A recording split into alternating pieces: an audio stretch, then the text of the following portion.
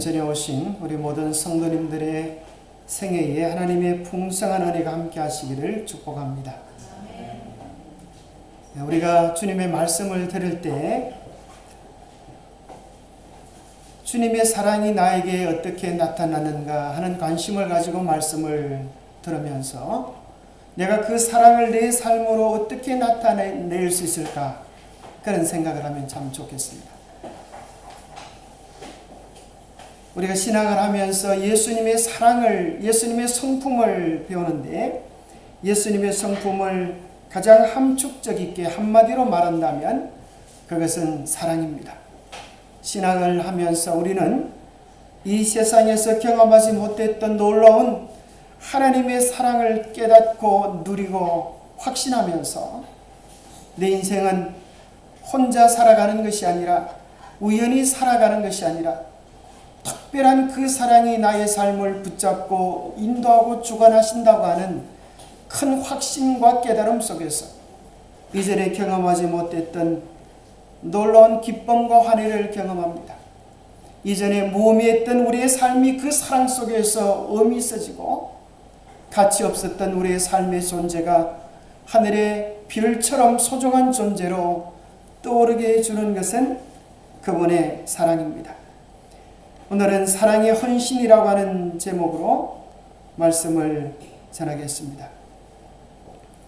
새 계명을 너희에게 주노니 서로 사랑하라. 내가 너희를 사랑한 것 같이 너희도 서로 사랑하라. 너희가 서로 사랑하면 이로써 모든 사람이 너희가 내 제자인 줄 알리라. 참된 하나님의 백성의 특성, 예수 그리스도의 제자의 표징을 우리 주님께서는 딱 한마디로 어떻게 하면요? 서로 사랑하면, 내가 너희를 사랑한 같이 예수님이 우리에게 주신 그 사랑 같은 사랑으로 우리가 서로 사랑하면 모든 사람이 너희가 진짜 내 제자인 줄 알게 되리라. 그렇게 말씀하고 계십니다. 이제 리모델링을 하면서 많은 것들이 바뀌어집니다. 이제 다음 주에 김천교회 갔다 오시고 그 다음 주에 이제 예배드리러 오시면 깜짝 놀라실 것 같아요. 아마 여러분들이 많은 것들이 바뀌어 있을 것입니다. 보니까 참 안타까운 것, 어찌 보면 좀 안타깝기도 해요. 여러분들이 안고 있는 의자도 이제 며칠 후에는 이제 이게 목숨을 다하게 됩니다. 그래서 여러분들이 어찌 보면 참 안타깝고 또 아깝고 하지만 우리가 더 좋은 것을 위하여 덜 좋은 것을 또 과감히 버려야 될 때가 왔습니다. 삼성그룹 회장님이 말씀하셨던 것처럼 마누라와 자식 빼고 다 바꾸라 그랬는데, 사실 우리가 새로운 도전들, 우리가 외형을 바꾸는 것도 중요하지만 우리의 내면을 바꾸고 새로운 변화, 새로운 시도를 하는 것은 좋은 것이라고 생각합니다. 우리는 늘 살아온 그대로, 있는 그대로 살아가기를 좋아합니다. 정말 중요한 것들 바꾸면서 얻어야 되는 것이지만, 리모델링은 다시 바꾸는 것이지만, 어찌 생각해 보면 바꾸어져서는 안 되는 것도 있습니다. 그죠? 모든 것을 다 바꿔야지만 바꿔지지 말아야 되는 것. 세상이 가도, 세상이 망해도 바뀌어지지 말아야 되는 것이 있는데, 그게 뭘까요? 그것은 본질적인 것입니다. 본질은 변화되지 말아야 합니다. 비본질적인 것을 얼마든지 우리가 양보하고 나눠줄 수 있지만, 본질적인 것, 그것은 바뀌어지지 말아야 합니다. 최고의 가치, 그것은 바뀌어지지 않습니다. 시대가 지나도 세월이 바뀌어도 변하지 않는 불변의 가치가 있다고 하면 우리는 그런 것을 바꾸지 말아야 합니다. 신앙의 가장 본질적인 것, 신앙의 최고의 가치, 불변의 가치, 그것이 무엇일까요? 나더러 주여 주여 하는 자마다 다 천국에 들어갈 것이 아니요 다만 하늘에 계신 내 아버지의 뜻대로 행하는 자라야 들어가리라. 말로만 주여 주여 한다고 해서 주님의 전에 들어가는 것이 아니라 아버지의 뜻대로 행하는 자라야 들어간다고 했는데, 아버지의 뜻이 무엇입니까? 하나님의 계명입니다. 그래서 하나님의 계명을 무시하고 외면하는 자들에 대하여 이야기하기를 내가 너희를 도무지 알지 못하리. 불법을 행하는 자들아 내게서 떠나가라. 그렇게 하시는 말씀이 나옵니다. 정말 우리 주님이 이 땅에 오셔서 당신의 백성을 찾으실 때에 얼마나 많은 사람들이 내가 당신의 백성입니다, 당신의 백성입니다 이야기할까요? 그런데 반대로 우리 주님께서 내가 너희를 도무지 알지 못하니 불법을 행하는 자들아 내게서 떠나가라라고 하는 소리를 들을 사람들은 또 얼마나 많을까요? 그래서 우리는 계명의 본질을 알아야 합니다. 문자적으로 그 의미를 준수하는 것도 중요하지만 계명이 가르치고 있는 핵심된 내용들을 깨달아야 하는데, 그것을 하나님의 말씀은 사랑이라고 말씀합니다.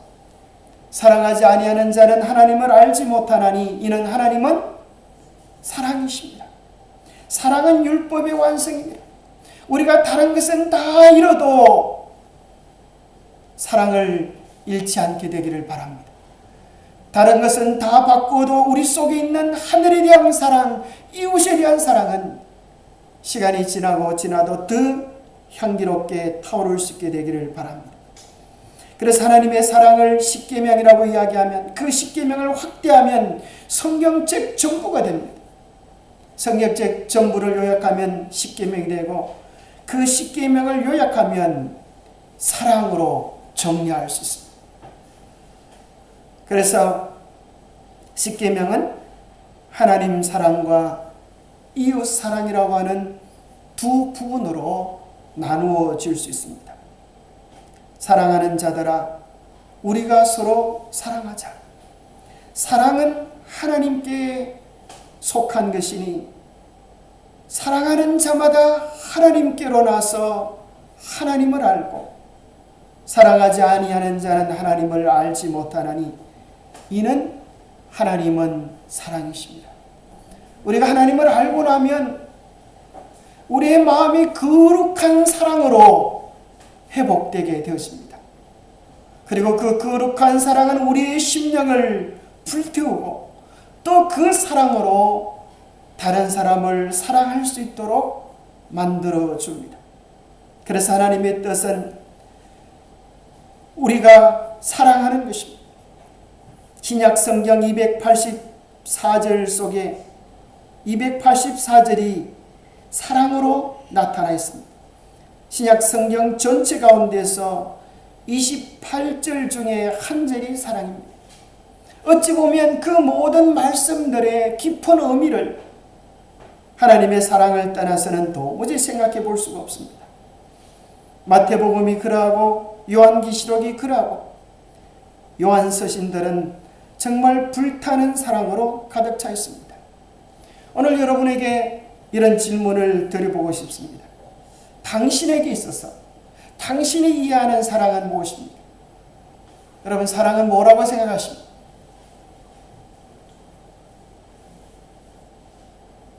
여섯 살짜리 아이에게 사랑이 뭐냐라고 물어보니까 친구랑 같이 놀아주는 것, 그게 사랑이다. 왕따 시키지 말고 함께 어울려서 놀아주는 것 사랑이다 그럽니다. 7살짜리 아이에게 물어보니까 사랑이란 가족들이 함께 다 같이 웃어주는 거예요. 비록 썰렁한 소리를 해도 이게 뭔 소리야 그러지 않고 함께 가족들이 웃어줄 수 있는 것, 그게 사랑이다.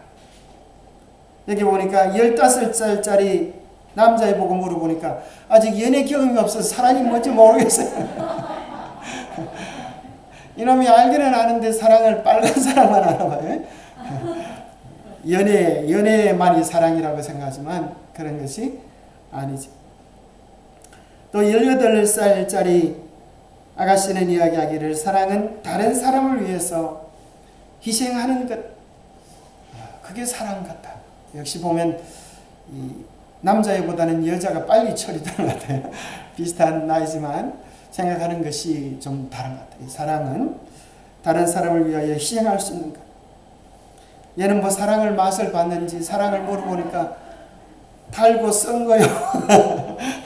사랑은 달콤하기도 하지만 너무 써다고 이렇게 아마 시련의 경험이 있는지 모르겠어요. 그 다음에 한 분은 이야기하기를 사랑은 나를 나로 살게 하는 용기다. 사랑을 받으면 자기의 빛깔, 나다움을 드디어 발견하고 그렇게 살아가는 것을 주저하지 않게 하는 것, 그게 사랑이다. 그 다음에 한 분은 이야기하기를 사랑은 내가 하기 싫은 것도 하게 하는 힘이다. 내가 하기 싫었지만 그 사랑 때문에 기쁘고 즐거운 마음으로 하게 할 수 있는 힘이다. 참 말이 되는 것 같지요? 또 어떤 분이 이야기하기를 사랑이란 나를 한없이 내려놓아도 아깝지 않은 게 사랑이다. 다른 것 때문에 내가 자기를 포기하는 것은 억울하고 싫은 거지만 사랑 때문에 나를 내려놓는 것은 아깝지 않은 일이다. 또 어떤 분은 사랑이라고 하면 그건 이유를 묻지 않고 있는 그대로를 받아주고 안아주고 토닥여주는 게 사랑이다. 사랑이라고 하면 끝까지 믿어주는 것이다. 또 어떤 분은 이야기하기를 사랑이란 기쁜 마음으로 주는 것이다. 기쁜 마음으로 뭐든지 나눠주는 게 사랑이다.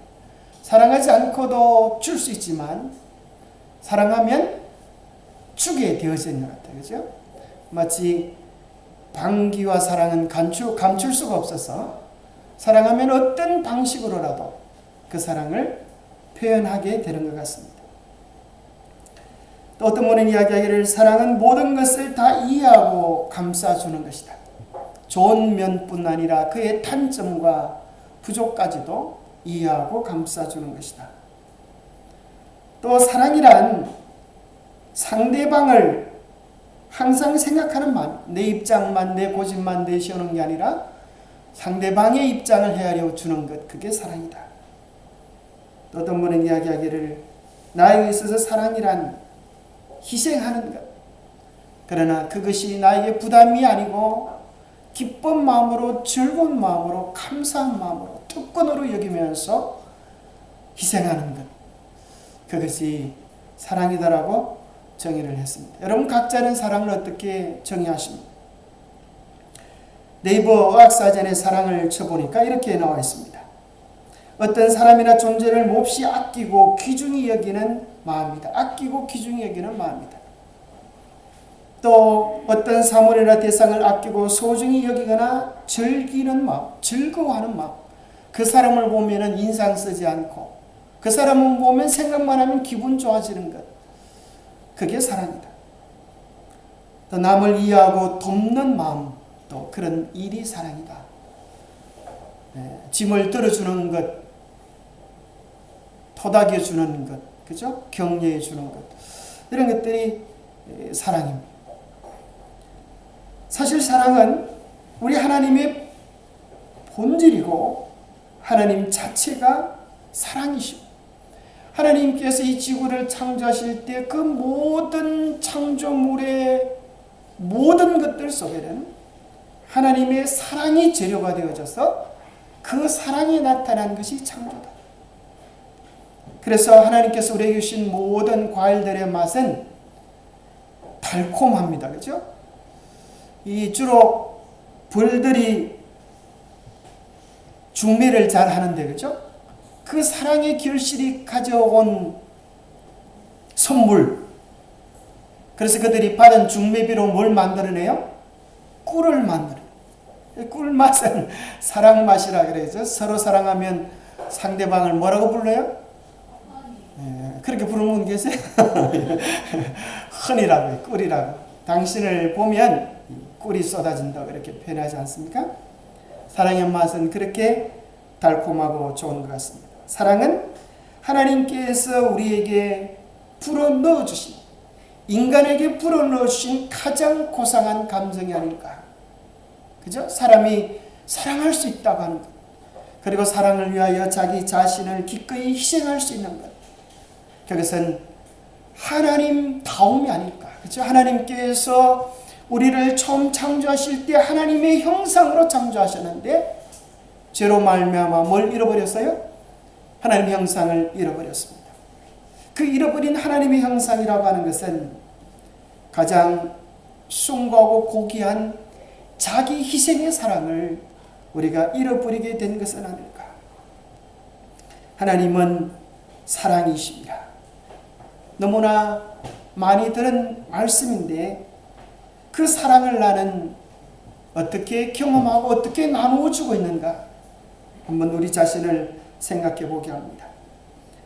이 사랑의 오늘 많은 아이디어가 이제 김대성 목사님이 연구한 것인데 아주 깊이 공감이 되어서 여러분에게 소개를 해드립니다. 이 사랑은 심리적인 요소와 행동적인 요소가 항상 내면과 삶이 함께하는 것이다. 심리적인 요소는 사랑을 하면 이해하게 되고 또 용서하게 되는 것이다. 그 다음 행동으로는 희생과 나눔으로 나타나게 된다. 참 정의를 잘 내리신 것 같아요. 사랑하지 않으면 뭐가 되는 거면 이해가 안 돼. 그죠? 너 왜 그래? 나는 도무지 이해할 수가 없어. 나는 왜 어쩌다 나에게서 그런 너 같은 놈이 나는지 모르겠어. 이렇게 엄마가 그렇게 말하게 돼. 참 안타깝죠? 이해가 안 되는 거야.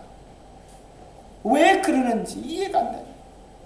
그러나 사랑은 이해하게 되고 포용하게 되고 어떤 것이 있는지 용서하게 되고 감싸는 힘입니다. 근데 사실 우리 많은 사람들은 나와 다른 수많은 사람들이 내 뜻을 좀 알아주고 내 마음을 좀 알아주고 나에게 좀 맞추어 살아주면 얼마나 좋겠는가 그런 생각을 할 때가 있습니까? 참 많이 나가지. 내 마음을 얘기하지 않아도 척 알아주면 얼마나 좋을까? 그죠? 그런 생각을 좀 할 때가 있습니다. 그래서 어떤 다른 사람의 말과 행동이 나와 같지 않을 때 내가 생각했던 것과 전혀 다를 때 우리는 이해가 안 된다 그러고 이해를 못하겠다고 그럴 때가 종종 있지 않습니까? 딴 사람은 다 틀리고 나만 옳다 그런 사람이 있다고 하면 여러분 그런 사람 좋아하시겠습니까?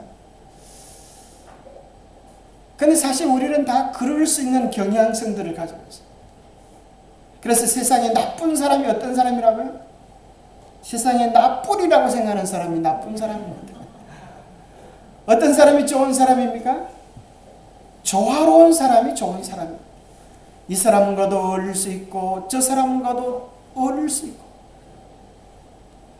어떤 사람을 만나도 그를 이해하고 용납하고 금방 친구 될 수 있는 사람, 그런 사람 좋은 사람 아닐까요?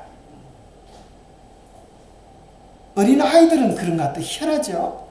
어린아이들은 외국 아이하고 우리 아이하고 이렇게 이제 어울리면 말도 안 통하는데 희한하게도 금방 친구가 되어서 그렇게 노는 것들을 보게 됩니다.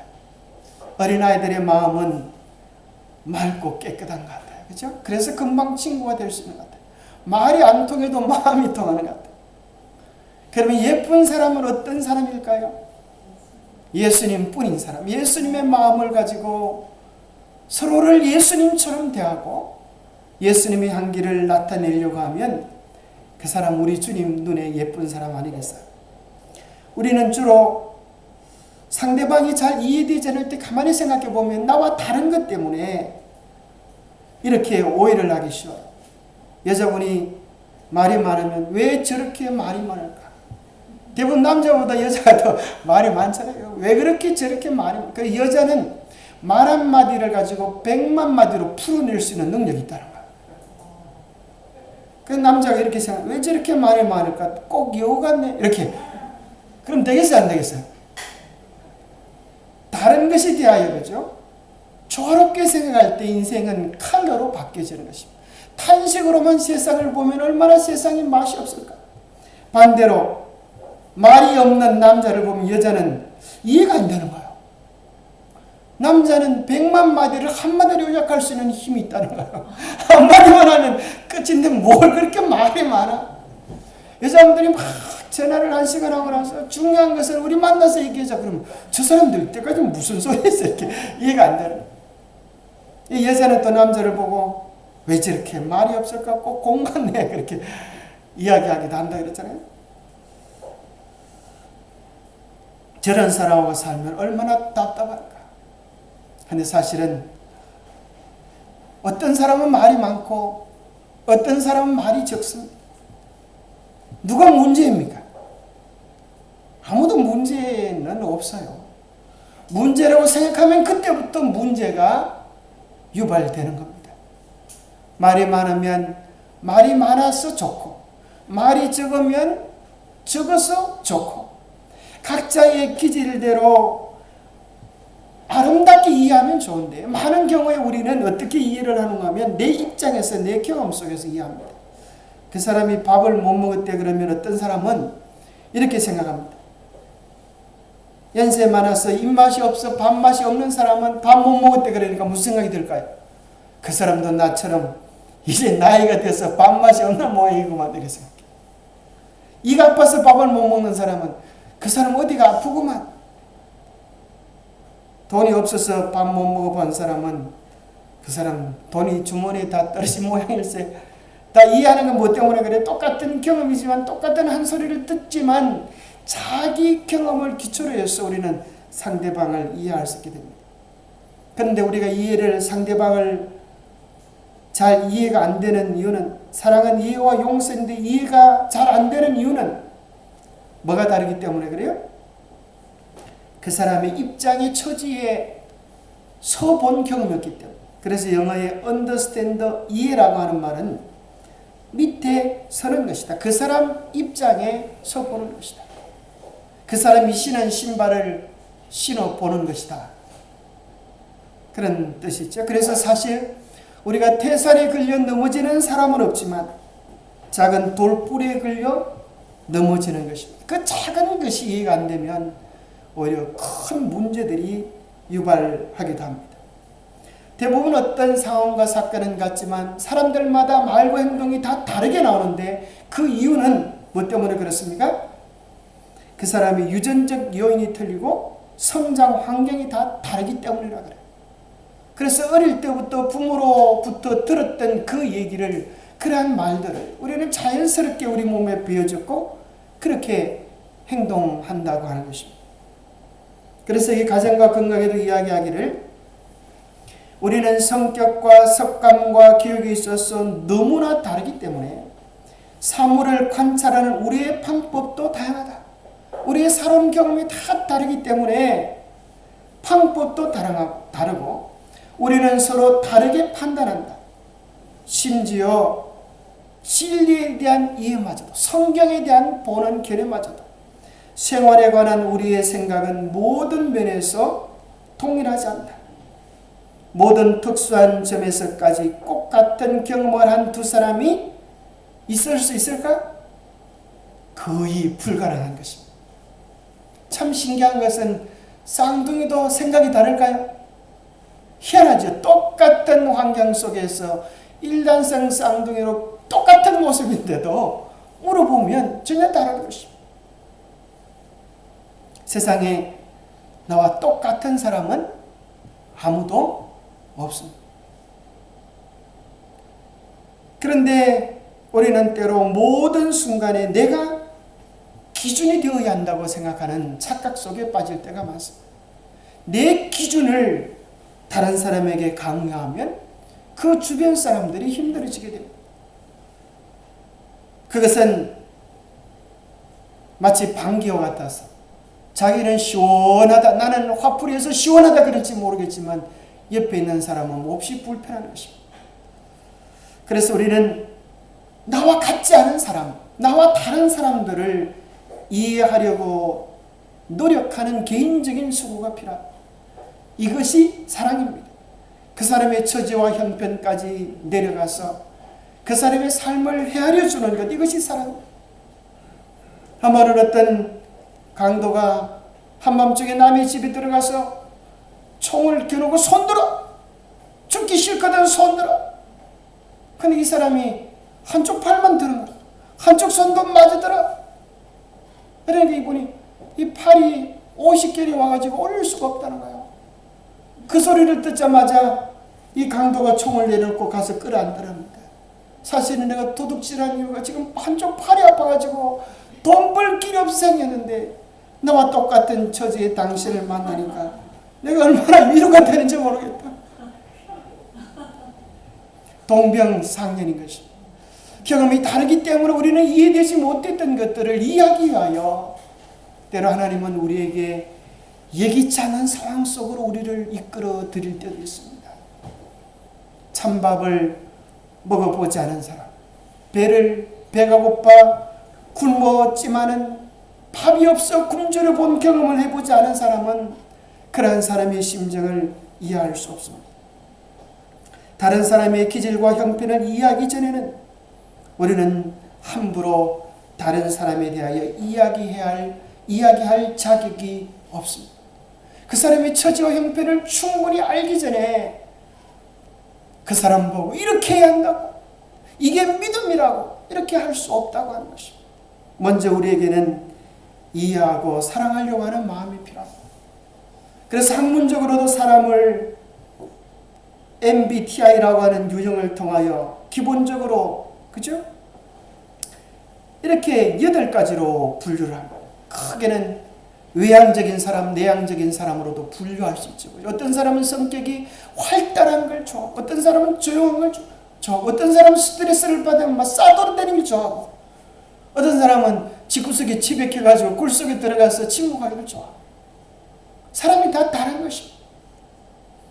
어떤 사람은 감각형이 있는 반면에 인식할 때 직관적으로 하는 사람이 있고, 어떤 사람은 감정적으로 판단하는 반면에 어떤 사람은 진실과 사실, 논리적인 분석을 통하여 사고해서 판단하는 사람이 있는 반면, 생활 양식도 인식형과 판단형으로 나누어준다고.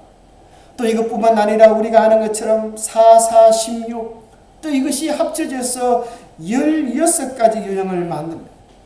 사실 이것뿐 아니라 이 틈새도 얼마나 복잡다단한 인생의 모습이 있는지 모릅니다. 그래서 사랑이란 내가 뜯어 고치려 하지 말고 있는 그대로 받아주는 것입니다. 이것이 사랑의 첫 번째 방법입니다. 사람을 리모델링 하는 것은 우리 소견이 아닙니다. 우리에게 하나님께서 맡기신 것은 있는 그대로 받아줄 수 있는 마음을 가질 수 있게 되기를 바랍니다. 있는 그대로 받아주지 않을 때 우리는 오해와 비난, 상대방의 상황을 오해하게 되고 때로 비난하게 됩니다. 여러분들이 뭔가 오해와 비난을 받아봤거든 우리는 생각해 봐야 합니다. 나는 상대방을 그렇게 해본 적은 없는가?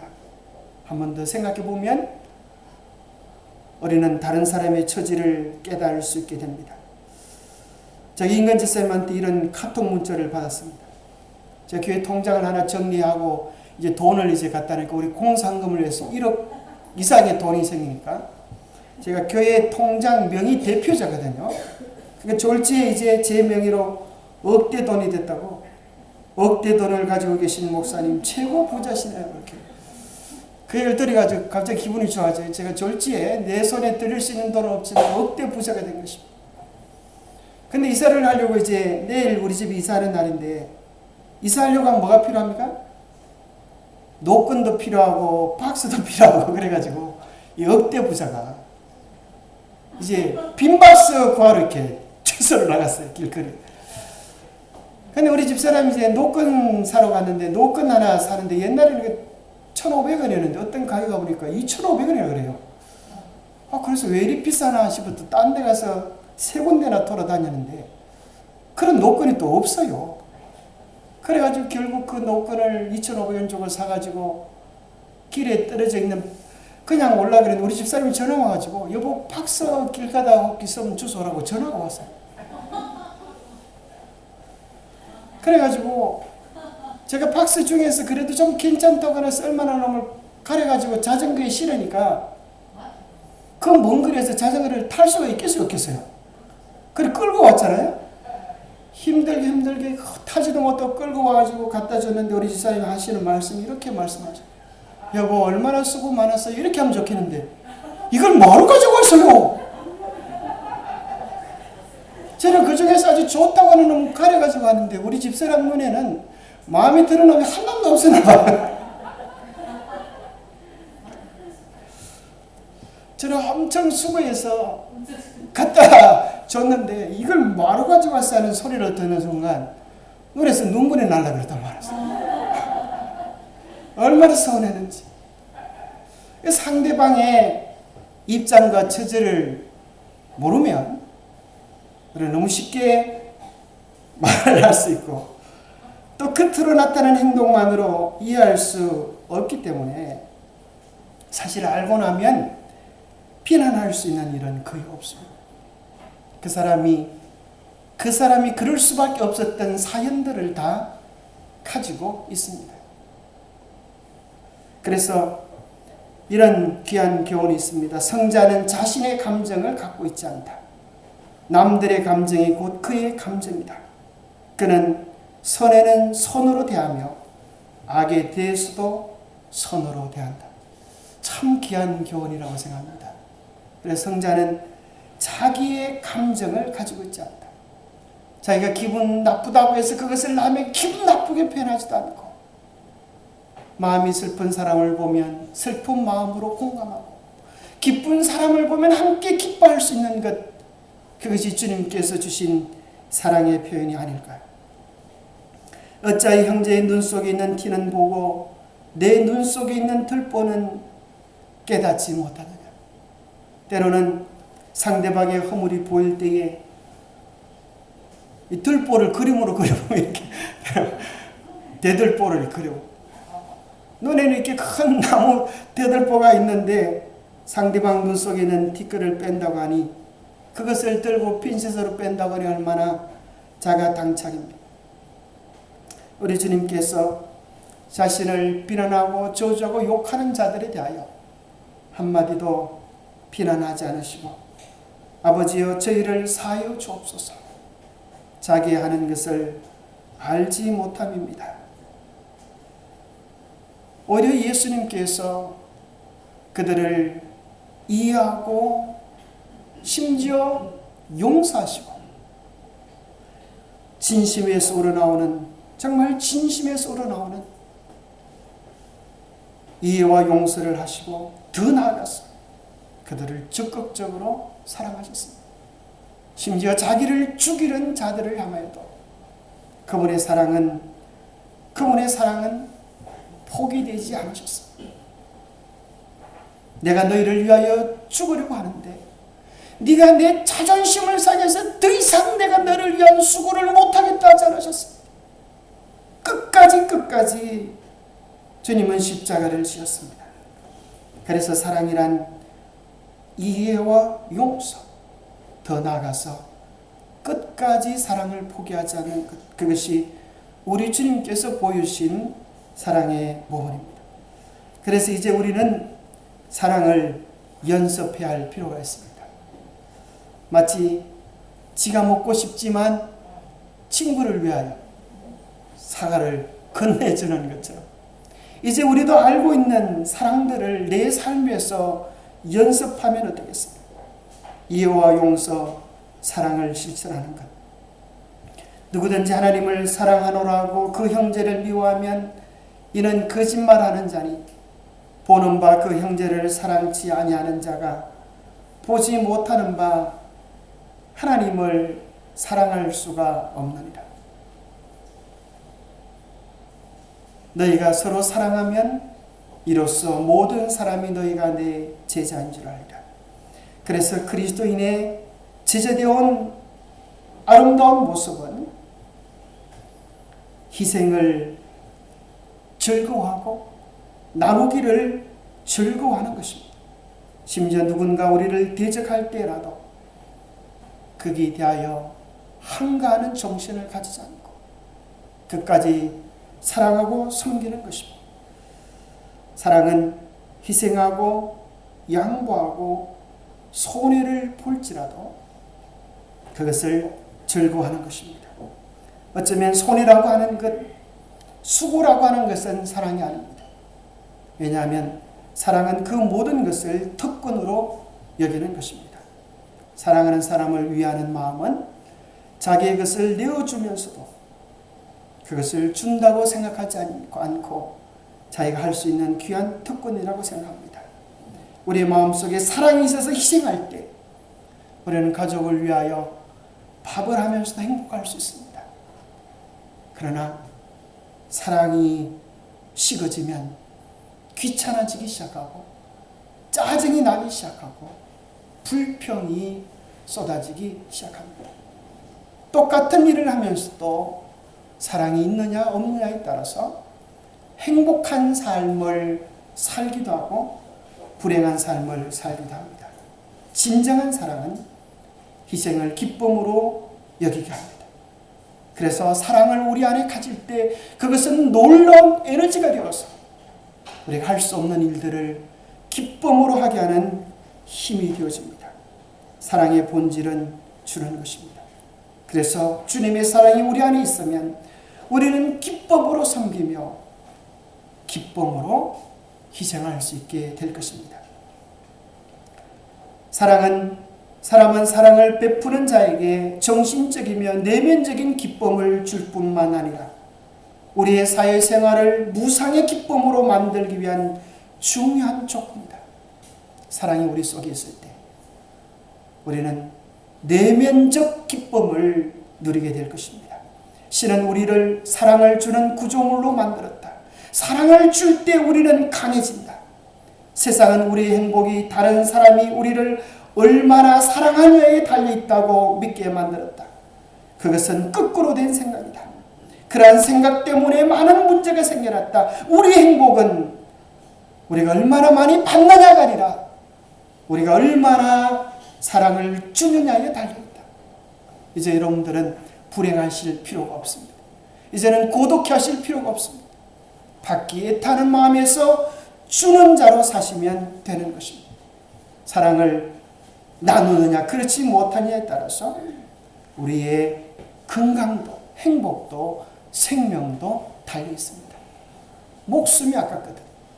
사랑하는 일에 대하여 주저하지 마십시오. 그리고 주님께서 주신 그 사랑을 우리의 삶으로 마음껏 표현하십시오. 있는 그대로 받아주십시다. 이해와 용서, 포용하는 삶을 사십시다. 기쁨으로 섬기며 표현하는 사랑을 이 땅에서 경험할 때 주님은 그를 영원한 사랑의 나라로 인도해 드리실 것입니다. 그 사랑의 주인공이 되는 우리 모두가 되시기를 간절히 바랍니다.